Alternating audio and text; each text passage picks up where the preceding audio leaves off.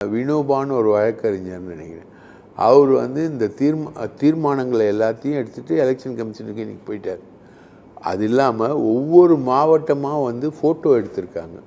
மாவட்ட வாரியாக ஃபோட்டோ எடுத்து அதிக பொதுக்குழு உறுப்பினர்கள் எங்கள் பக்கம்தான் இருக்கிறார்கள் அப்படின்னு இன்றைக்கி எலெக்ஷன் கமிஷனில் அன்புமணி ரெப்ரசன்ட் பண்ணிட்டார். இன்றைக்கி டோட்டலாகவே ரெப்ரசன்ட் பண்ணிட்டார்.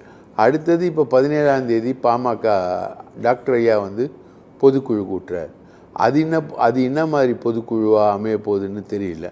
இங்கே இந்த பொதுக்குழுவில் கலந்துக்கிட்டவங்க அந்த பொதுக்குழுக்கும் வருவாங்க. சில பேர் 2 சைட்லேயும் இருக்கிறவங்க நிறைய பேர் இருக்காங்க. இந்த பொதுக்குழுவில் கலந்துக்கிட்டவங்க அந்த பொதுக்குழுக்கும் வருவாங்க. ஸோ இது வந்து நீரடித்து நீர் விலகாதுன்ற கதை மாதிரி இவங்க அதை கொண்டு போகிறாங்க. ஆனால் பேசிக்காக இந்த கட்சியுடைய ஓட்டு வந்து சல்லி பைசா கூட தேராது.